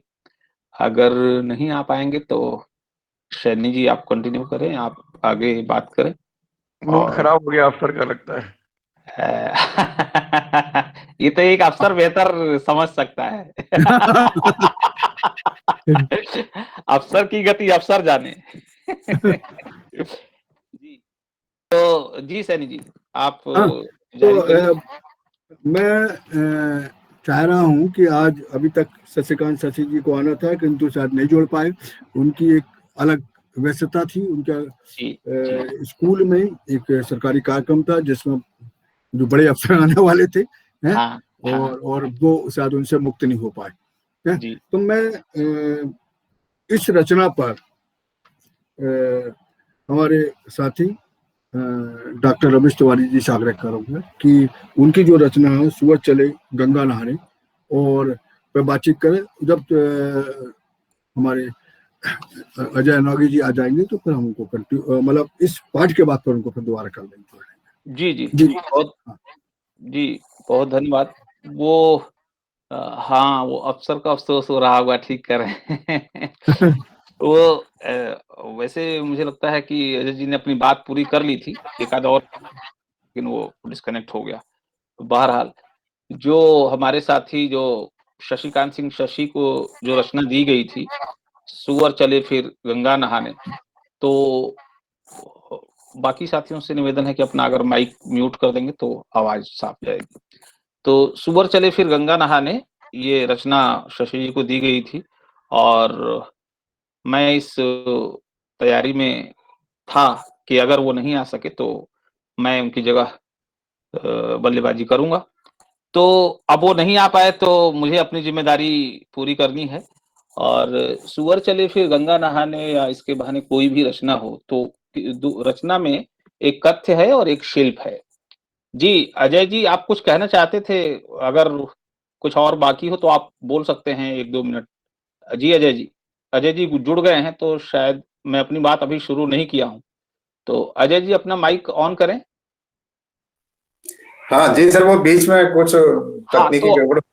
मैं जी तो केवल आप पूरा 1 कर मिनट लें। में अपनी बात कह देता हूँ। जी तो जरूर। जो भाषा शैली पर बात चल रही थी कि ऐसा लगता है कि वो शब्दों को खान या खदान के भीतर से निकाल उत्खनन करते हैं उनका, और फिर हम देखते हैं कि उसका एक अर्थ नया बदल जाता है, अर्थवत्ता नई पैदा हो जाती है, क्योंकि शब्द वही है लेकिन उसका अर्थ बदलता जाता है। जैसे खदान में से पत्थर निकलता है, पत्थर एक ही दिखता है लेकिन उसकी विशेषताएं अलग अलग होती जाती हैं। और वो आश्चर्य तब होता है कि जब आम प्रचलित शब्द को एक खास रूप देकर के वो गढ़ डालते हैं और वाक्य के बीच में प्रयोग कर देते हैं। ये उनकी शैल्पिक कारीगरी है और शब्द को इस तरह प्रयोग भी उसका इस तरह से करते हैं कि उसका सौंदर्य बोध बढ़ जाता है। तो ये बहुत सारी बातें हैं, क्योंकि मैं बीच में थोड़ा व्यवधान हो गया, क्षमा चाहता हूं।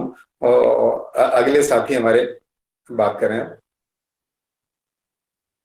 अजय जी ये हाँ ये सुखद अनुभव रहा कि जी जी हमसे अजय जी जुड़ गए, उन्होंने अपनी बात पूरी की और एक बात महत्वपूर्ण बात थी जी कि शरद जोशी के बारे में, उनके शिल्प के बारे में अगर देर से जोड़ते हो सकता है कि विस्मृत हो जाती उनके उसमें है तो हमें इसका लाभ नहीं मिलता।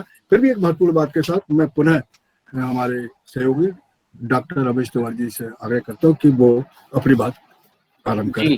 जी बहुत बहुत बहुत धन्यवाद सैनी जी और अजय अनुरागी जी और बाकी हमारे साथी, वरिष्ठ साथी, समकालीन साथी। जैसा मैं शुरुआत कर रहा था कि किसी भी रचना का जो 2 पक्ष होता है, एक कथ्य और दूसरा शिल्प, तो मैं उसी दृष्टि से इस रचना को सूअर चले फिर गंगा नहाने को देखने की कोशिश करता हूँ।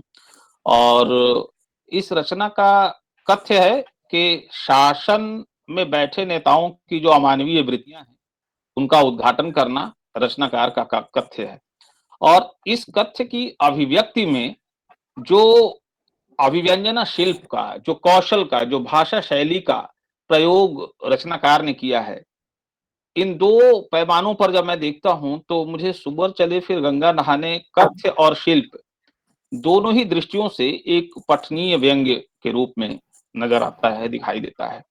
और हम सब जानते हैं मुहावरे, लोकोक्तियां हमारे लोक जीवन के अंग हैं और मुहावरों से हम अपनी बात को बहुत ही मारक तरीके से संप्रेषित कर पाते हैं। मुहावरों की सहायता से मुहावरेदार भाषा का जो सौंदर्य है, उसको अगर देखना है तो आपको इस रचना को अवश्य पढ़ना चाहिए। और इस रचना का जो आरंभिक वाक्य है, वह अगर हम पढ़ें, जैसे ऊँट आया पहाड़ के नीचे, ये एक मुहावरा है। तो इसी मुहावरे का प्रयोग करते हुए रचनाकार लिखते हैं, सारे ऊँट पहाड़ के नीचे आ रहे हैं। 1 मिनट सैनी जी, मैं आपको म्यूट करता हूँ। जी, तो सारे ऊँट पुनः पहाड़ के नीचे आ रहे हैं। हर बार यह अनुष्ठान 5 वर्ष में होता है। इस बार 2.5 वर्ष में हो रहा है। राष्ट्र की यदि यही दशा रही तो प्रतिवर्ष होगा।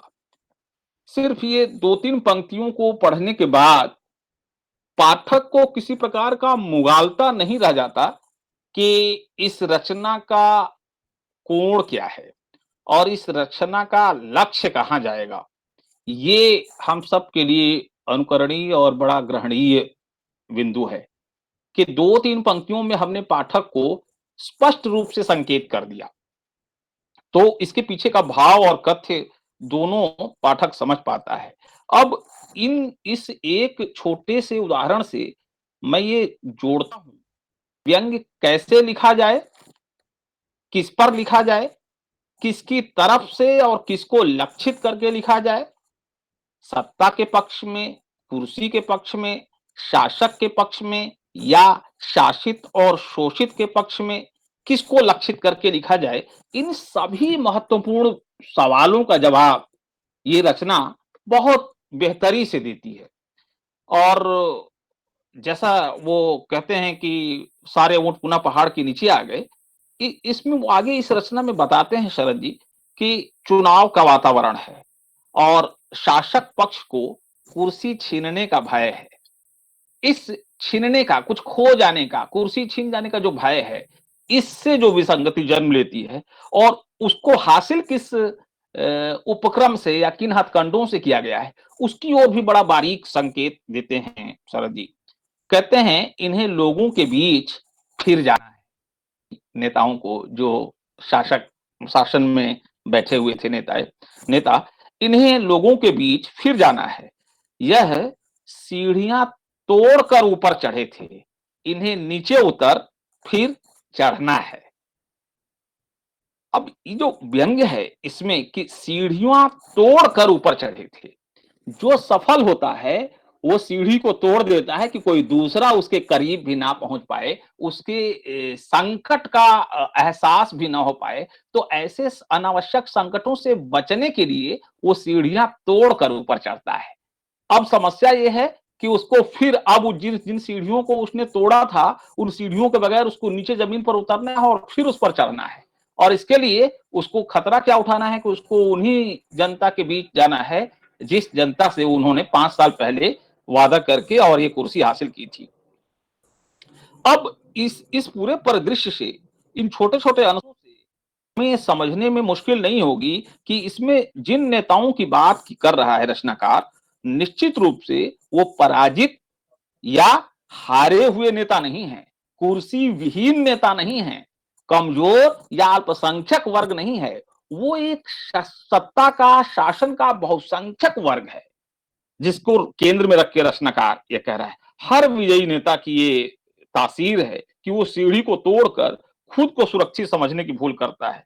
और लेखक लिखता है, इस देश का हिमालय कुर्सी है, इस देश का बद्री धाम कुर्सी है, यात्री जा रहे हैं अपनी अपनी औकात के साथ। अब आप इन पंक्तियों को, छोटी छोटी पंक्तियों में जो अभिव्यंजना का कौशल है, जो व्यंजना शिल्प है, जिसके लिए हम व्यंग्य को कहते हैं कि ये व्यंग्य है, उस खूबसूरती को अगर देखें तो रचनाकार बहुत सफाई से उधर संकेत कर दे रहा है। आगे वो इसी संदर्भ में कहते हैं, तरकटी पर बैठे मुर्दे वोट मांग रहे हैं, चमचों के कंधे पर बैठे सारे देश की यात्रा पर चले हैं, ये कुर्सी के प्रेत, कुर्सी के प्रेत कहा जा रहा है। और आगे 2-3 पंक्तियों के बाद इसमें लेखक कहता है, दूध पीने निकले हैं राष्ट्र के चंदन से लिपटे सांप।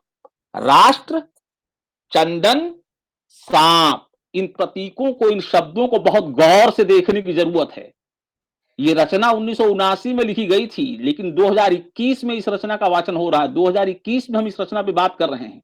रचना जब देश काल का अतिक्रमण कर जाए तब वो कालजयी रचना हो जाती है, और इस रचना की बहुत चर्चा नहीं हुई है। इस दृष्टि से भी इस रचना को पढ़ने की जरूरत है और समझने की आवश्यकता है। पगडंडियां तलाश रहे हैं कस्बों में घुसने की। कौन?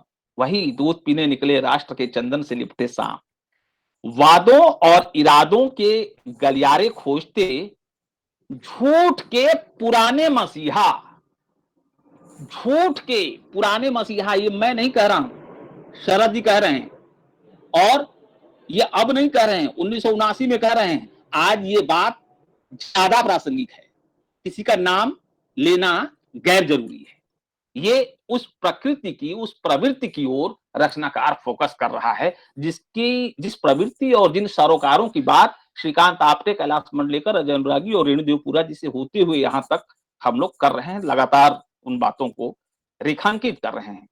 इन विशेषण संपन्न पंक्तियों को आप शासन से जोड़कर देखिए, चेहरे स्वतः सामने आ जाएंगे। किसी का नाम लेने और बोलने की जरूरत नहीं है, चेहरे स्वतः सामने आ जाएंगे। और शासन को पार्टी से जोड़ने पर कुछ लोगों को बुरा लग जाता है, तो मेरा मानना है कि किसी शासन को पार्टी से मत जोड़िए। शासन शासन है, शासन का जो चरित्र है वो चरित्र एक जैसा है, और उस चरित्र के, शासन के उस चरित्र से लेखक को परेशानी है, और इसलिए लेखक जो है किसी पार्टी की मुखालफत नहीं करता, लेखक शासन की अमानवीयता की मुखालफत करता है। ये इस रचना में भी बहुत साफ साफ हम देखेंगे, और इसीलिए 1979 की ये रचना आज 2021 में भी उतनी ही मौजूद है। आप देखें कि ये बहुत बड़ी सच्चाई है। आज हम अगर देखें तो ये जो पंक्ति आगे वो कहते हैं, कुर्सी पर बैठने के बाद लगे कलंकों को ढकते ये नंगे फिर आए हैं लोकतंत्र से तौलिया मांगने। यदि वोट मिल जाए आपके थूक से ये स्नान कर लेंगे। यही वे नपुंसक हैं जिन्हें गीत गा गा कर हम सुहाग कक्ष तक छोड़कर आए थे, अब फिर आए हैं सेहरा बंधवाने। आप ये नेता की जो प्रकृति है, और जब मैं नेता कह रहा हूं तो पराजित नेता नहीं कह रहा है, हारे हुए नेता की प्रकृति की बात नहीं, जो वो नेता जो शासन में बैठ गया, जिसको शासन का स्वाद मिल गया है। जैसे बाघ को इंसानी खून का स्वाद मिल जाए तो वो आदमखोर हो जाता है। ये जो आदमखोर जो विशेषण है, इस तरीके के शब्दों से इस रचना को आप देखें। यदि वोट मिल जाए तो आपके थूक से स्नान कर लेंगे। यही वे नपुंसक हैं जिन्हें गीत गा गा कर हम सुहाग कक्ष तक छोड़ कर आए थे, आप याद करिए, और अब फिर आए हैं सेहरा बंधवाने। इन पंक्तियों में लेखक चाहता क्या है? लेखक यथास्थिति से तरह, यथास्थिति मतलब जो स्थितियां उसके उस रचना काल के दौर थी, उस समय में थी, उनसे वो पूरी तरह अपनी असहमति जाहिर करता है। और इसलिए मैं बार बार कहता हूं कि व्यंग्य जो है वह सहमति से, आक्रोश से जन्म लेता है। आक्रोश को ही जब हम भाषाई कलाकारी के साथ, भाषाई कौशल के साथ जब हम रचना का रूप देते हैं तो वो व्यंग्य के रूप में निखर के आता है। आप देखिए कि इन पंक्तियों में वो यथास्थिति से अपनी असहमति जाहिर करता है। यदि सब कुछ ठीक चल रहा होता तो लेखक को कलम उठाने की जरूरत नहीं थी। लेखक के कलम उठाने का अर्थ ही है कि जो नहीं होना था वह हो रहा है, और जो होना चाहिए था वो नहीं हो रहा है, इसलिए कलम उठाना है, इसलिए कलम उठाई है लेखक ने। और इस विकृति से जूझते हुए लेखक जब कलम उठाता है तो स्वतः उसको कुछ करने की, स्वतः उसकी जो निगाह वो उन नियामक शक्तियों के सामने चली जाती है। तो ये आग और पानी का मिजाज अपना है, लेखन का और शासन का मिजाज अपना है। ये जो मिजाज है, उस मिजाज को समझने की जरूरत है, जिसको सरोकार से जोड़ा था हमारे श्रीकांत आपटे जी ने।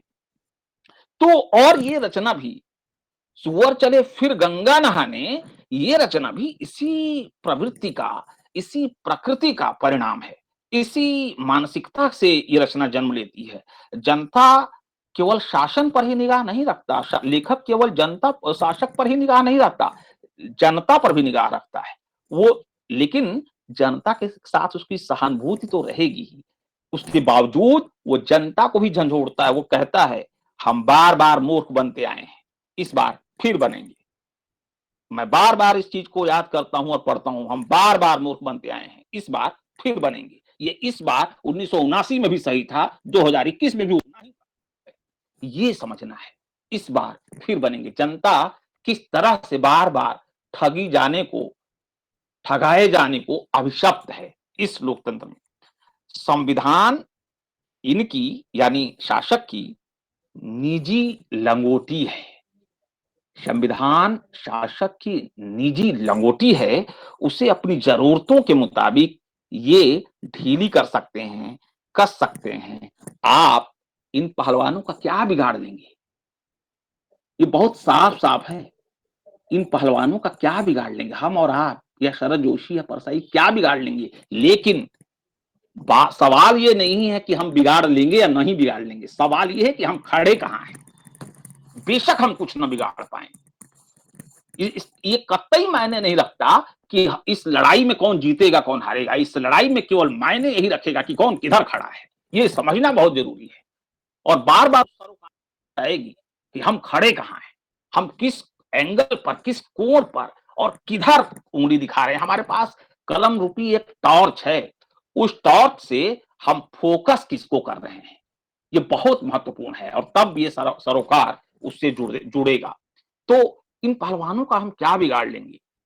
अब आपको ये समझने में परेशानी नहीं होनी चाहिए कि लेखक पहलवानों के साथ है या पहलवानों के खिलाफ।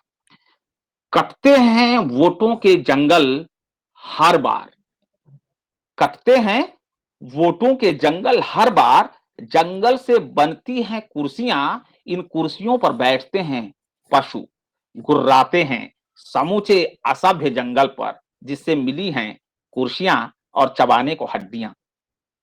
पता नहीं क्यों हम ही रहते हैं हमेशा दोषी और ये हमेशा सही। आप सोचिए, हमेशा जनता दोषी रहती है, शासन सही रहता है। क्या बात है कि हमेशा हमेशा कोई भी शासन हमेशा सही और आंदोलन हमेशा गलत। कोई शासन आज तक किसी आंदोलन के पक्ष में नहीं खड़ा हुआ। आखिर कोई बात होगी ना। इसलिए मैंने कहा था शासन का चरित्र एक है। इस चरित्र को बहुत अच्छे से समझने की जरूरत है। जब तक आप इस चरित्र को नहीं समझेंगे, आप उन बातों के प्राण तत्व को, उस मिजाज को, उसके भीतर की जो बुनावट है, उसको नहीं समझ पाएंगे। इसलिए बार बार, और एक ये रोज बहुत बड़ी रचना नहीं है, 2 पृष्ठ की रचना है, लेकिन आप इसको पढ़ेंगे तो आप अपने आपको सत्य का, परिस्थितियों का साक्षात्कार करने में मदद मिलेगी, विश्लेषण करने में मदद मिलेगी। पता नहीं क्यों हम ही रहते हैं हमेशा दोषी और ये हमेशा सही। सत्य इनका लौंडा चपरासी है, न्याय इनका कुत्ता है, व्यवस्था इनकी रखैल है। ये मैं नहीं कह रहा, शरद जोशी ने लिखा है। मैं तो बस उसे पढ़कर आपको बताने की कोशिश कर रहा हूं। शरद जी कहते हैं, कुत्ता हो गया है देश इन सत्ताधारियों का। मालिक गण पूछ रहे हैं, क्यों यार कुत्ते, इस बार अपनी जंजीर किसके हाथ में देना पसंद करेंगे? वे आएंगे और इसे, यानी वोट को ले जाएंगे। उनका जो भी नाम हो, जो भी झंडा हो, जो भी नारा हो, सब एक ही हैं। 21, 22, 23 के अंतर हैं, इंच इंच के अंतर हैं आपस में। चले आ रहे हैं ससुर इस उस दिशा से गंगा को गंदी कर। अब गंगा की व्यंजना 1979 में कुछ थी, 2021 में कुछ है। मैं दोबारा कह रहा हूं, मैं किसी का नाम नहीं ले रहा। चले आ रहे हैं ससुर इस उस दिशा से गंगा को गंदी कर, फिर यहीं स्नान की। कैसा नजारा है, सुअर गंगा नहाते हैं। वाह, रचना यहाँ खत्म हो जाती है। बहुत ही सन्नाटे में, सन्नाटे को चीरती हुई ये रचना चलती है और पिन ड्रॉप साइलेंस पे जाके ये रचना खत्म हो जाती है। आप ऐसी रचनाओं को पढ़ेंगे और आखिर क्यों इस रचना को रखा गया। ये तो 1979 की रविवार नामक पत्रिका में 2 से 9 सितंबर 1979 वाले अंक में ये रचना छपी थी। आप सोचिए 1979 की रचना 2021 में पढ़ी जा रही है और उन प्रसंगों को, संदर्भों को खोलिए तो 1979 इंदिरा के जमाने से लेकर आज मोदी युग है। शासन का चरित्र कितना बदला है, शासन का तानाशाही रवैया कितना बदला है, हम और कितने अधिक लोकतांत्रिक हो सके हैं। इन मुद्दों को देखने समझने की जरूरत है और ऐसी रचनाएं ही वास्तव में कालजयी रचनाएं बनती हैं। आप लोगों ने मुझे मौका दिया। सबसे पहले तो शशिकांत जी का आभार कि वो नहीं आ सके तो मुझे तैयारी करनी पड़ी, मैंने बात की और आप लोगों ने इतनी तल्लीनता से मुझे बोलने का मौका दिया, मुझे सुना। आप सबका बहुत बहुत आभार, धन्यवाद। धन्यवाद तिवारी जी। और आपने एक महत्वपूर्ण रचना सुअर चले फिर गंगा नहाने, मतलब रचना का शीर्षक ही आपको प्रेरित करता है कि आप रचना को पढ़ें और उसके स्वभाव को, उसकी बारीकियों को पढ़ें, जैसा कि हमारे तिवारी जी ने बहुत बारीकी से इसका विवेचन किया। और लगभग हमारे 4:45 बज रहे हैं। मैं, अगर कोई मित्र चाहता है कि कोई बात कर सकें, हम 1-2 लोगों मित्रों को ले लेंगे, उसके बाद हम अपनी कार्यक्रम का जो अंतिम चरण होता है आभार प्रदर्शन, तो मैं सुधीर जी से आग्रह करता हूं कि वो 1-2 मिनट में अपनी बात करें। सुधीर जी। सभी को नमस्कार। सबसे पहले तो मेरे लिए एक विशेष अवसर ये था कि मेरे बहुत ही पुराने मित्र श्रीकांत जी और मेरे बहुत पुराने कैलाश जी दोनों से इस माध्यम से रूबरू होने का अवसर मिला और एक बहुत सार्थक, बहुत सारगर्भित और बहुत सामयिक चर्चा, बहुत ही विचारोत्तेजक चर्चा यहाँ पर हुई। और ये जो संकल्पना की थी आपने इस आयोजन की, वो अपने उद्देश्यों में पूरी तरह सफल हुआ, ऐसा मेरा मानना है। और एक हमारी जो व्यंग धारा के जो यात्रा है हमारी, उसमें एक ये मील का पत्थर साबित हुआ, ऐसा मैं मानता हूँ। बहुत बहुत धन्यवाद।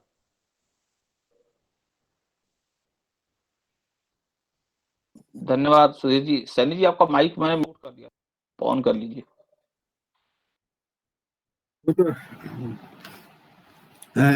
धन्यवाद सुधीर जी। और मैं भी चाहता था कि आप बात करें, उसके बजाय कि आपटे जी के साथ आप थे और आपटे जी ने शरद जोशी के बारे में भी कुछ बात की होंगी हैं, और उसको थोड़ा हम शेयर करते। ठीक है, आपने समय की कमी की वजह से इसको, मैं मिश्र जी से अनुरोध करता हूं कि वो 1-2 मिनट में अपनी बात करें। हनुमान प्रसाद मिश्र जी।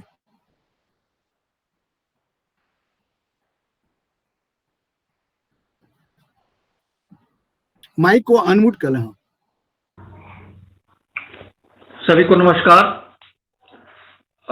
आज बहुत अच्छा लग रहा है श्री शरद जोशी जी के बारे में, उनकी रचना के बारे में। अभी यथासंभव से 4 रचनाएं पढ़ी गई, उस पर समीक्षा की गई और वास्तव में इनके जितने भी लेख हैं, चाहे यथासंभव हो, यत् तत् सर्वत्र हो, प्रतिदिन हो, वास्तव में इसका बराबर अगर पाठन किया जाए तो नए लेखकों के लिए काफी प्रेरणाप्रद होगा और उनको एक ऊर्जा मिलेगी किस तरीके से लिखा जाए ताकि पीड़ित का पक्ष सामने आ सके। क्योंकि आजकल जितने भी लेख आ रहे हैं उसमें अधिकांशतः पीड़ित के बजाय जो उत्पीड़न करने वाला है उसी के बारे में ही बातें आ रही हैं। और आदरणीय आपटे जी ने मंडलेकर साहब ने, देवपुरा जी ने और अजय अनुरागी जी ने अपनी बातें रखी, बहुत विस्तार से रखी, बहुत सुचारू ढंग से रखी, और अंत में डॉक्टर रमेश तिवारी जी ने बहुत ही सही ढंग से समुचित आलोचना जिसको कह सकते हैं, समालोचना कह सकते हैं, उन्होंने किया। और यह लेख वास्तव में नहीं पढ़ सका था, सुअर चले गंगा नहाने। आपने बता दिया कि रविवार दिसंबर 79 की है, अब उसको देख के पढ़ते हैं। और आज सभी लोगों को बहुत बहुत आभार के साथ धन्यवाद। धन्यवाद धन्यवाद मिश्र जी। और मैं अब हमारी गोष्ठी का जो अंतिम चरण है, मैं बहुत हमारे मित्र सहयोगी राजशेखर चौबे जी से आग्रह करता हूं कि आभार प्रदर्शन करें, और उसके पूर्व अगर कोई व्यक्ति बोलना चाहता है बोल सकता है, ये चीज है, अपनी बात कह सकता है, उसमें कोई संकोच नहीं है, ये चीज है। और एक और बात है, आज हमारे बीच में बहुत दिनों के बाद संतोष त्रिवेदी भी आए हैं, उनका स्वागत है। कुशवाहा जी, आप कुछ बोलना चाहते हैं? जी जी, नमस्कार सर। ये मेरा एक अनुरोध है कि गोष्ठी धन्यवाद ज्ञापन के बाद जो है आपटे जी का उनकी उपस्थिति का उपयोग करके उनसे शरद जोशी जी के संस्मरण और सुने जाएं, अगर उनका सम्मान बने और वो करे, उनके बारे में बातें हो औपचारिक रूप से गोष्ठी के समापन के बाद। और संतोष त्रिवेदी जी का आज बर्थडे है, हालांकि औपचारिकता नहीं होनी चाहिए, लेकिन फिर भी बधाई यहाँ पर, वो आगे से बात करें। भाई संतोष त्रिवेदी जी को पूरे व्यंगधारा समूह की ओर से जन्मदिन पर बहुत बहुत बधाई, बहुत शुभकामनाएं। बस उनसे आग्रह है कि भैया व्यंगधारा में आते रहें। और मैं कुशवाहा जी आप बात करिए। जी नमस्कार सर। व्यंगधारा समूह के माध्यम से आज जो है आदरणीय शरद जोशी जी के व्यंग रचना से महत्वपूर्ण बातें समीक्षा के द्वारा हम लोगों को सीखने के लिए मिला, क्योंकि हम लोग नए रचनाकार हैं, सीख रहे हैं। आप लोगों को पढ़ के आज मनी प्लांट जो है उनकी रचना जो है काफी उसकी समीक्षा जो हुई काफी अच्छा लगा, क्योंकि आदरणीय जो है आपटे जी उनके साथ रहे हैं, अनुभव उनका मिला हम लोगों को। बहुत बहुत आभार व्यंग धारा समूह का। धन्यवाद सर।